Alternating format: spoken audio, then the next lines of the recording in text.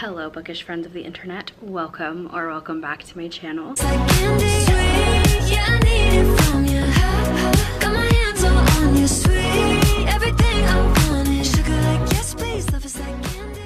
For today's video, I'm starting a new series, and the series is going to be called Cami Consumed. And I'm just going to talk about all the different things I've consumed recently. So this is volume 1, and maybe next month we'll have a volume 2. So I separated these into categories to just get right into it. I love all forms of media. I love TV shows, I love film. Film was one of my majors in college, so for me, a love of mine. And I think TV has gotten so good, especially in the past few years, that there are so many great TV shows. And I wish I could consume them all, but alas, there's not enough time for that. And with my ADHD, I 100% will read and watch.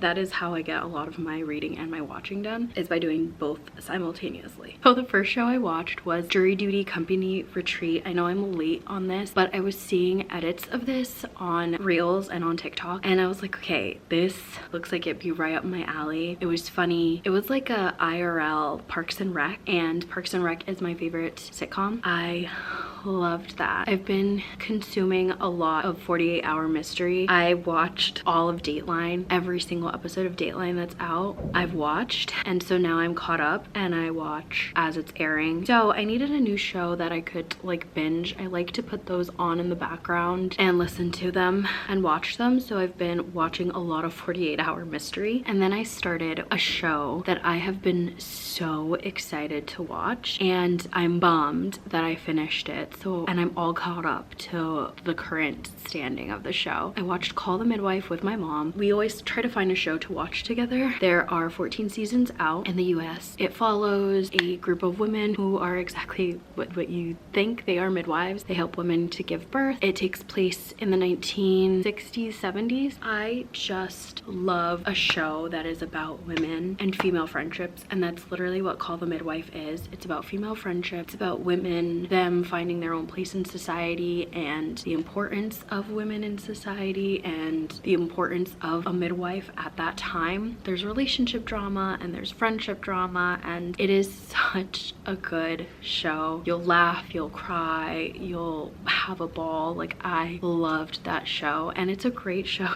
to watch with your parent because it's a very clean show. Next is another reality show, and that's Queer Eye. I'm a big fan of Queer Eye. I just love the stories and how this group of men come and they help people to find confidence, believe in themselves. Like I've always said, I wish if I was on Queer Eye that Tan could just help me with my fashion, because he is an icon. He's impeccable. He has impeccable taste. Anytime he puts anyone in anything, I'm like, ugh. But I never, like, I can find cute pieces, but I can never put pieces together and create a nice outfit. I don't know.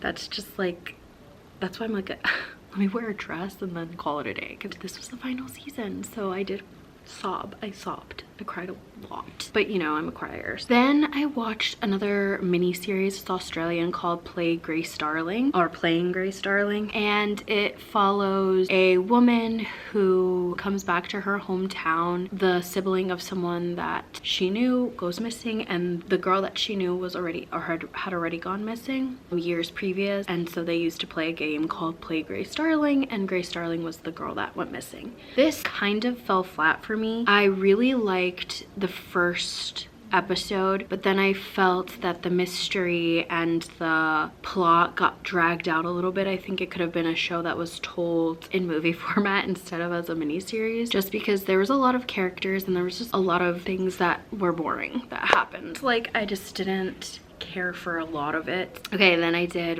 a rewatch of one of my all-time favorite shows, and that's Fleabag by Phoebe Waller-Bridge. I was late to the game with this show, okay? I did not watch this when it came out. Everyone talked about it, and I was like, I don't know, it's not my cup of tea. I don't think I'll like it. I have since watched it 5 times. I watched it for the first time in December, and it completely changed my life and consumed my soul and my being. I'm obsessed. I am obsessed with Phoebe Waller-Bridge. She is queen. She is amazing.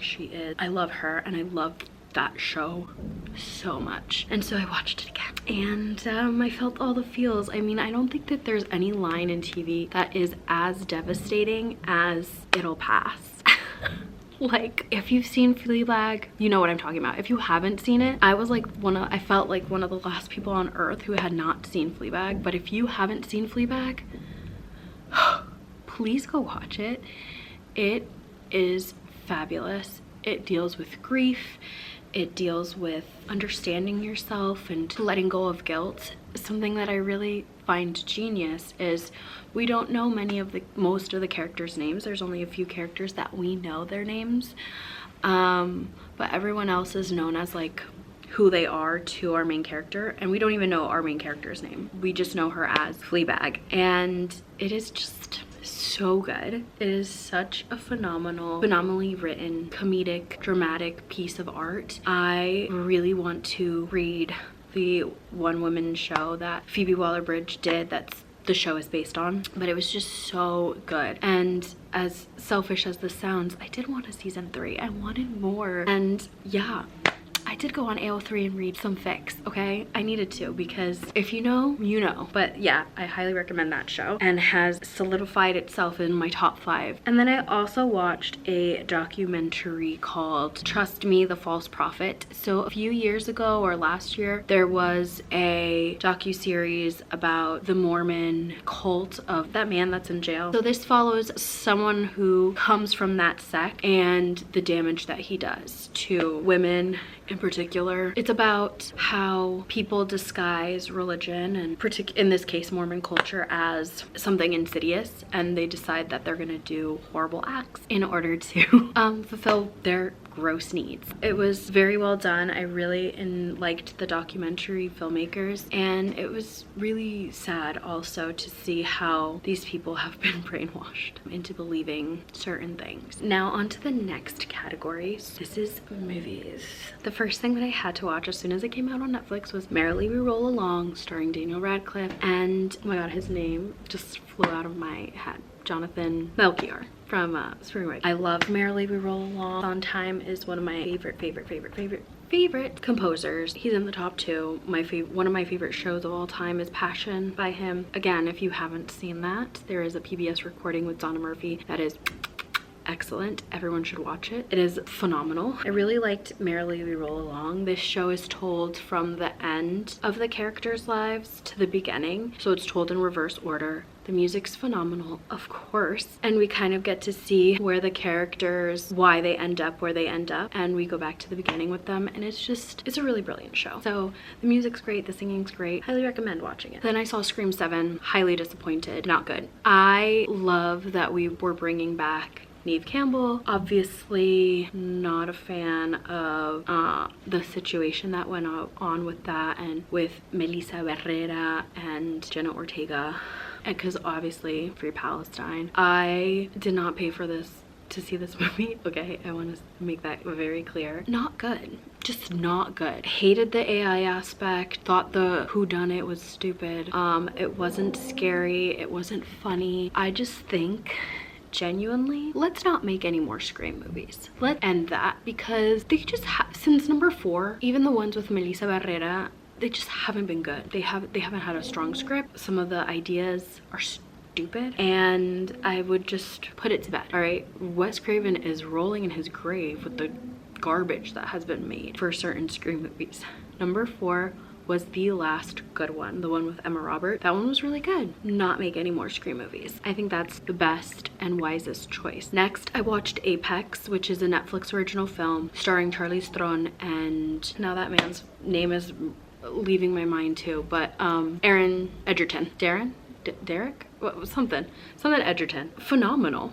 I really liked it. It was a good environment stalking movie. Taron Egerton was that's his name, Taron. Oh my, Taron Egerton was scary and creepy. I watched The Gentleman's Guide, whatever, and I liked him in that. It's an action movie, and he was so scary and creepy in this movie. And obviously Charlize Theron, beautiful, gorgeous queen, perfect angel. You love her. So good. And I loved the little cameo from Eric Bana in the beginning. This film follows our main character, played by Charlize Theron, who is like an adventure seeker. She hikes hikes mountains, she goes through the deserts, she does all this stuff, and she is in Australia going on this hike and voyage alone, where she encounters Taron Egerton. Oh, well, maybe that's a spoiler. It was really good, entertaining, kept me on the edge of my seat, which is kind of what I expect and want from a film like that. I really enjoyed it. Next, I watched a true crime about the tragedy of Mariah Wilson, the biker who was heinously murdered. When I watch true crime, and what I enjoy in true crime, is when we're really focusing on the victim and the impact the victim made on people's lives. And I thought this film did a really great job of telling us who Mariah Wilson is, getting to see her family and her friends, and sort of the impact she had on those around her was very beautiful to see, and unfortunately that was taken away from her and from everyone around us. Then I watched another documentary called The Girl in the Picture, which was a tragic story of a girl who was kidnapped by her stepfather and made to believe that was her father, and the abuse that ensued post that. So it was a story of many years. Then I rewatched something called Time Cut, which is like a fun horror movie that has to do with time travel, and I enjoyed it and I liked it. Now we're moving on to podcasts. Okay, I'm a big podcast girly. I love to listen to a good podcast, especially if I don't have an audiobook that I'm currently listening to. I love me a podcast. My current favorite obsession podcast is Two Girls, One Ghost. This is a paranormal podcast. So they're talking about different things. They talk about Appalachia. They talk about ghost children. People write in and send stories. They talk about their encounters. They've gone to haunted hotels and haunted places, and I just find hauntings and ghosts so interesting, and I like to learn about them. So I find ghosts and hauntings and anything paranormal extremely scary. That is kind of the horror for me in a horror genre and horror movies that terrifies me the most. Is the unseen, the things that we can't explain, the unexplainable. That is what scares me. And obviously horror is subjective, it's different for everyone. But I like this because sometimes there's positive hauntings and interesting stories, and they talk about myths and legends and other phenomena, and I just love the two of them. Okay, I'll have the podcast linked down below if you guys want to watch or if you want to listen. I do both. I sometimes watch the videos, sometimes I listen, but they're really entertaining and they're so cute. Next, love this podcast, love Drew Off Wallow. It's the comment section, brings great guests, so funny and so feminist, so we love it. And she is a great person that talks about intersectionality and white feminism and the importance of understanding different things, to understanding where people come from, how that impacts how they perceive things. She's really smart, and I love that she doesn't take anything from any man or any pick-me girl. And then kind of steering in a total 180 from both of those shows, my next favorite podcast is The Spiritual Life, which is hosted by Father James Martin. I don't talk about religion or faith or anything like that very often, because for me it's something, obviously your faith, your beliefs are something that are very personal, and it's not something that I think needs to be pushed down people's throats. I do think that religion can be used as a means of control for people. That being said, doesn't mean I don't believe in things or I don't have my own faith. So The Spiritual Life is hosted by a priest, and basically it is what it is. It's talking to different people about their spiritual life and their beliefs and how they feel about certain things, and I really enjoy it. And then there's always a question that they answer from the public. Father James Martin is someone that I personally really look up to. He has done a lot for the LGBTQIA+ community and with the Catholic community, and kind of marrying those two communities back together. He's brought great people onto his show. He brought Martin Scorsese, he has Martin Sheen on his show, he's brought different people, priests, actors, singers, dancers. Like, he tries to bring and touch on all the different people that are in society and that have Catholic beliefs. And some people I'm like, oh, I didn't even know they were Catholic or that they had this faith or XYZ. So it's a very interesting program, and for me it's kind of a time where I wind down, just listen, and I like that, and I learn something from it too, which not every podcast you listen to has to be something that you learn from. Okay, let's get into music. How I literally just charged my battery for hours. How is it dying? Noah Kahan's new album, Love, obsessed. I've been listening to a lot of Ella Langley. Who am I? Listening to country music? What? Willow Avalon, again, Who am I? Listening to country music. Obsessed with Hilary Duff's album. Obsessed with Harry Styles. For YouTube, I've been really obsessed, or re-obsessed I should say, with Sid Bookworm. I love Sid. She's great. She's absolutely fabulous. She's so smart, so creative. Her videos are just so fun. I've also been obsessed with Covers with Cassidy. I mean, I'm obsessed with I'm obsessed with Cassidy regardless. Her videos got cracking. They're so good. And I've really been enjoying a lot of the Roomies Digest content that they're putting out. I love their TBR game. If I could stick to TBR, I would have a game. I just find the idea of a TBR game so interesting and so good. Okay, my camera's flashing. Thank you guys so much for watching, and I will see you in another video very, very soon. Bye.